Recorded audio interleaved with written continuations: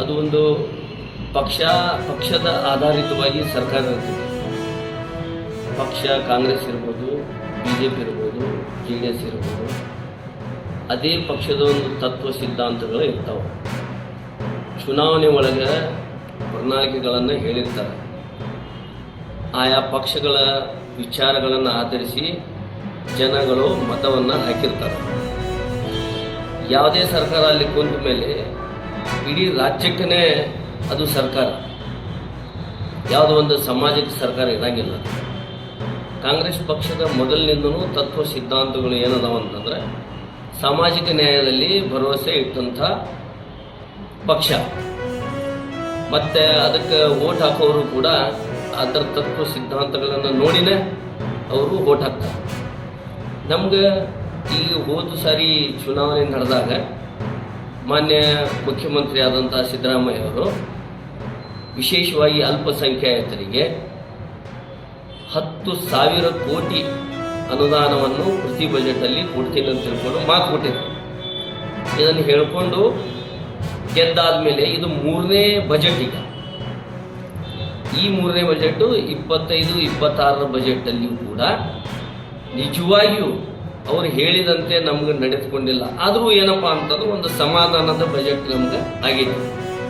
4,90,000 ಕೋಟಿ ಬಜೆಟಲ್ಲಿ ನಾವು 16% ಅಲ್ಪಸಂಖ್ಯಾತರು ಇದ್ದಾಗ ನಮಗೆ ಕೇವಲ 4,500 ಕೋಟಿ ಬಜೆಟನ್ನು ಮಾತ್ರ ಕೊಟ್ಟಿದ್ದಾರೆ.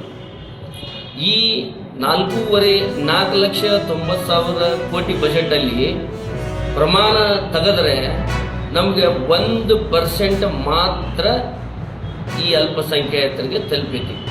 ಮತ್ತು ಅಲ್ಪಸಂಖ್ಯಾತರು ಅಂತಂದ್ರೆ ಬರೀ ಮುಸಲ್ಮಾನರಿಲ್ಲ, ಮುಸಲ್ಮಾನರಿದ್ದಾರೆ, ಸಿಖ್ರಿದ್ದಾರೆ, ಜೈನರಿದ್ದಾರೆ, ಬೌದ್ಧರಿದ್ದಾರೆ.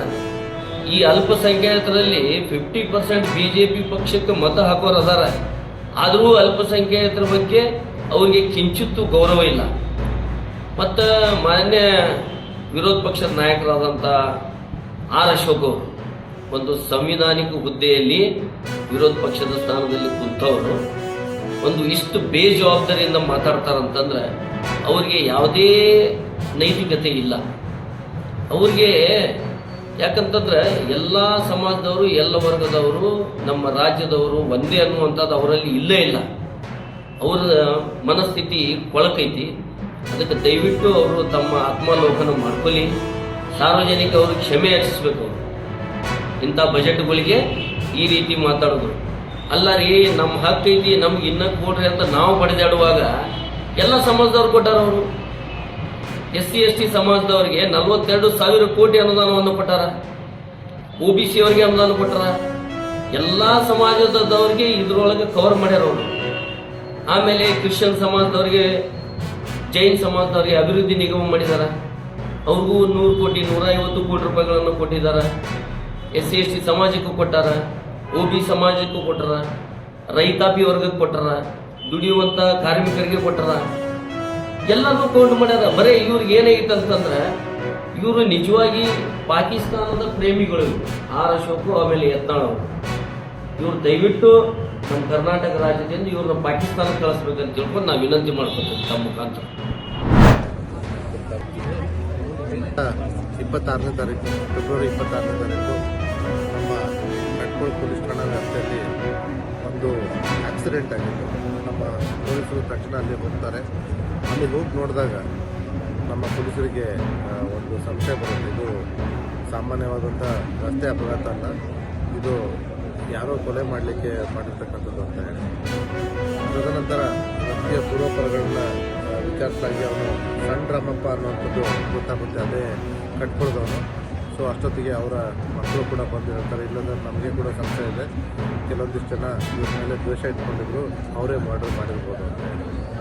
ಆ ಒಂದು ಸಂಶಯದ ಆಧಾರದ ಮೇಲೆ ಮತ್ತು ಕೊಟ್ಟಿರ್ತಕ್ಕಂಥ ಕಂಪ್ಲೇಂಟ್ನ ಆಧಾರದ ಮೇಲೆ ನಮ್ಮ ಕಟ್ಕೊಳ ಪೊಲೀಸರು ಒಂದು ಕೊಲೆ ಪ್ರಕರಣವನ್ನು ದಾಖಲೆ ಮಾಡ್ತಿದ್ದಾರೆ. ತದನಂತರ ಸತತವಾಗಿ ಆರೋಪಿಗಳ ಹುಡುಕುವಲ್ಲಿ ನಿರತರಾಗ್ತಾರೆ. ಪ್ರಥಮ ಬಾರಿಗೆ ಏನು ಸಂಶಯ ಬಂದಿರತಕ್ಕಂಥ ಶಂಕರ್ ಜಾಧವ್ ಅಂತ ವ್ಯಕ್ತಿಯನ್ನು ಕರ್ಕೊಂಡ್ಬಂದು ವಿಚಾರಣೆ ಮಾಡ್ತಾರೆ. ಯಾಕಂದರೆ ಅವ್ರದ್ದು ಮತ್ತು ಅವ್ರದ್ದು ಒಂದು ಈ ಸಿವಿಲ್ ವ್ಯಾಜ್ಯ ಇರುತ್ತೆ. ಆ ವಿಚಾರವಾಗಿ ಸುಮಾರು 7 ಎಕರೆ ವಿಚಾರ ಇದೆ. ಈ ವಿಚಾರದಲ್ಲಿ ಎಷ್ಟು ವಿಚಾರ ಮಾಡಿದ್ರು ಪ್ರಾಥಮಿಕ ಹಂತದಲ್ಲಿ ಯಾವುದೇ ಒಂದು ನಿಖರವಾಗಿ ನಮ್ಮ ತನಿಖೆಯಲ್ಲಿ ಯಾವುದೇ ವಿಷಯಗಳು ಗೊತ್ತಾಗೋದಿಲ್ಲ. ತದನಂತರ ಮತ್ತಷ್ಟು ಹೆಚ್ಚಿನ ವೈಜ್ಞಾನಿಕ ತನಿಖೆಯನ್ನು ಕೈಗೊಂಡು ಆ ಭಾಗದಲ್ಲಿ ಓಡಾಡಿರ್ತಕ್ಕಂಥ ಎಲ್ಲ ವಾಹನಗಳನ್ನ ಪರಿಶೀಲನೆ ಮಾಡಿದಾಗ ಗೋಕಾಕ್ ಕಡೆಯಿಂದ ಯಾವುದೋ ಒಂದು ವಾಹನ ಬಂದಿರೋದು ಗೊತ್ತಾಗುತ್ತೆ. ಆ ಒಂದು ಮಾಹಿತಿಯ ಮೇರೆಗೆ ನಮ್ಮ ರಾಮದುರ್ಗ ಮತ್ತು ಕಟ್ಕೋಳ ಪೊಲೀಸರು ಸತತವಾಗಿ ಕೆಲಸ ಮಾಡಿದಾಗ